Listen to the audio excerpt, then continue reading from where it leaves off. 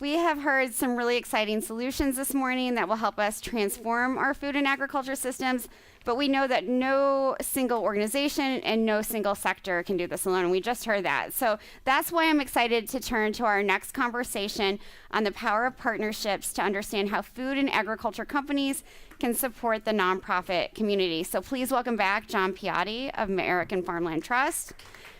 We're also joined by Amanda Leland, the Executive Director of the Environmental Defense Fund. Round of applause. And we have Jeff Catch, the CEO of the Rodale Institute. Round of applause.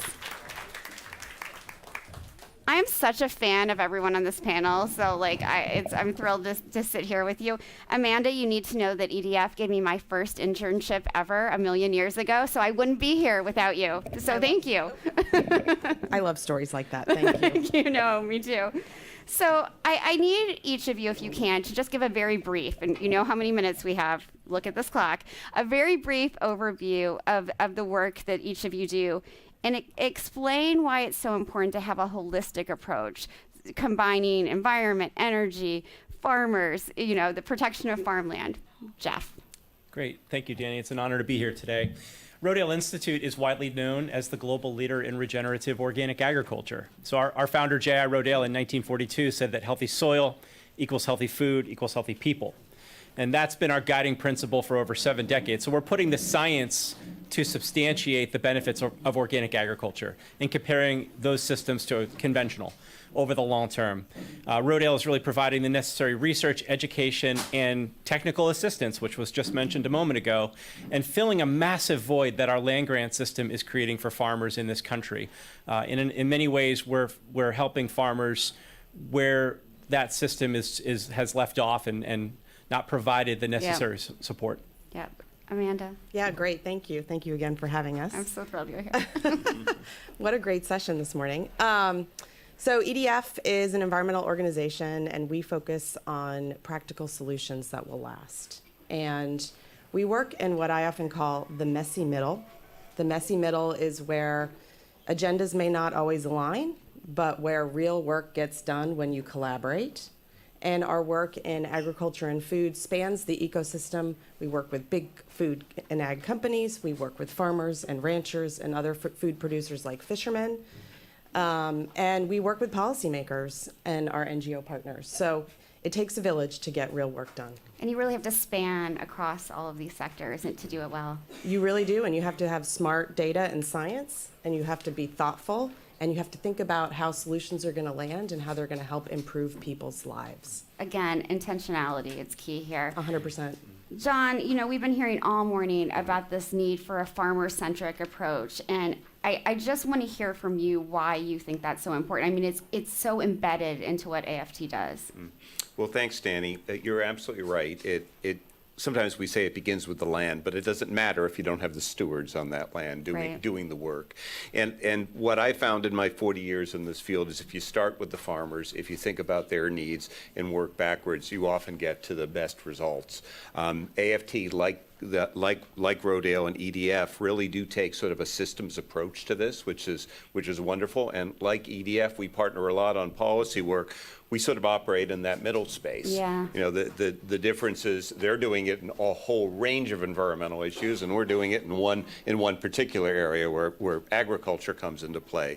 But that's so important, both to think holistically, think of the system, focus, when you're talking about agriculture, focus on the farmer, and then also operate on practical, real-world solutions, bring science into it. You heard the word science from all three of us. How rare is that nowadays, right? Let's focus on what works. It shouldn't be rare, should it? Oh, God, where are we at? Jeff, we've heard a lot from companies today, and I want to talk about Rodale's approach to helping the private sector encourage transition to more regenerative or organic practices. Great. Rodale started a technical assistance arm 4.5 years ago in partnership with our Pennsylvania State Department of Agriculture. So we now have it's the first program in the nation that is giving any farmer in our state free access to technical assistance, which essentially means that the experts at Rodale hold the hand of any farmer that raises their hand and says, I want to transition even a portion of my land to organic and regenerative production. So we're now working with over 175 farms and farm businesses in 4 years that are moving their farm in that direction. Two other quick examples. General Mills recently hired Rodale to work with all the farmers in their supply shed around wheat, oats, and tomatoes. And so we're, again, providing technical assistance to their growers in the Midwest in California. And the third example was announced last week. Our partners via Patagonia and the Holdfast Collective just funded Rodale's ability to offer technical assistance in one county, Ventura County, California, which is one of the hotbeds of chemical farming. So we're going to be working with farmers in that county to move them towards a regenerative organic approach. Again, alliances, partnerships, all of those things that we've been hearing this morning. John, I want to turn back to you and talk about the transformation the transformation we've been talking about, but you need to encourage sort of enrollment in regenerative programs. And why is that so important? I'm sorry, you asking me? Yes, John, yes. Well, it's critically important. We talked about all the money that Congress has provided through the Inflation Reduction Act. But if that money doesn't get used well on the land, two things are going to happen. One, we're not going to get the benefits, but we're also not going to have the ongoing political support to make that happen. And it is a challenge for farmers, particularly small and medium-sized farmers, to take advantage of some of those programs. You know, USDA is well-meaning at times, but believe me, some of the application processes, they are Byzantine at best, right? So there's two issues, the complexity, but also just the capacity of USDA.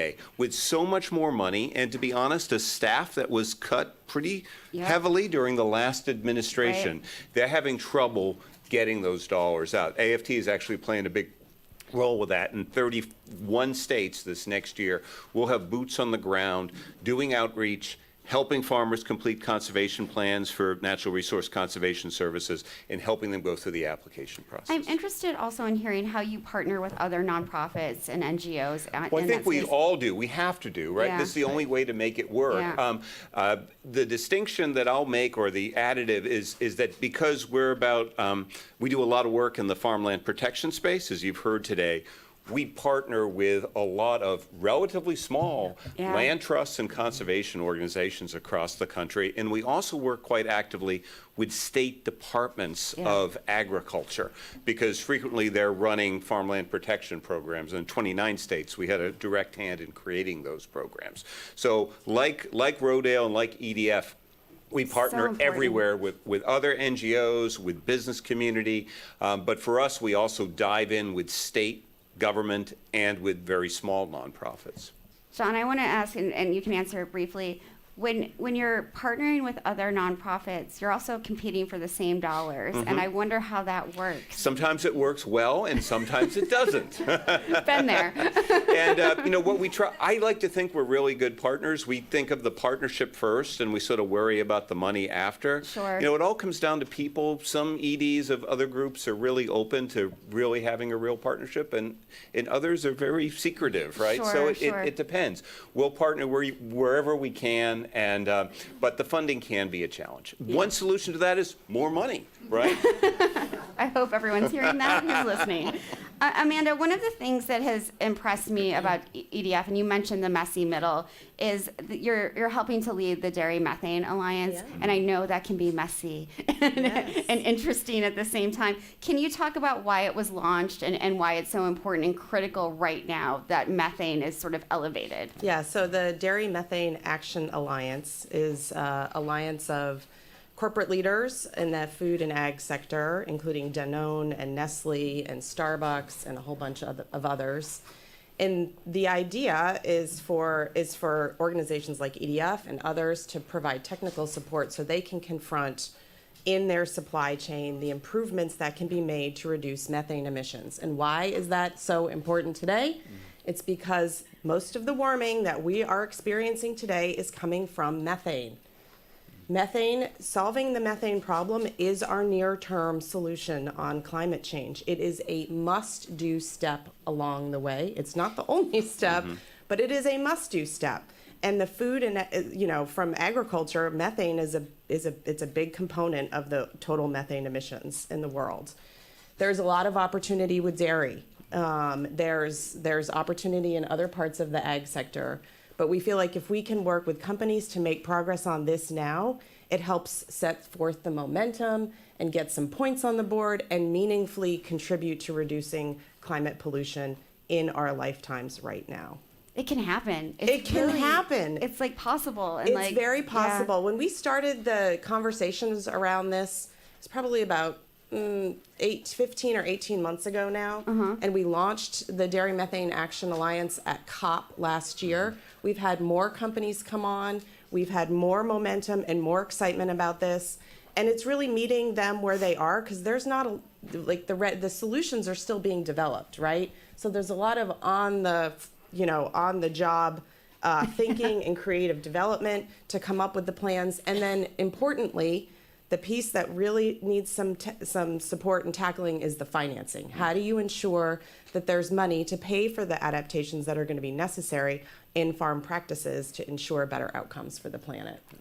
Thanks for sharing all that. Because you all, and necessarily have to work with the private sector, I wonder what has surprised you the most, what you've learned the most, what has upset you the most.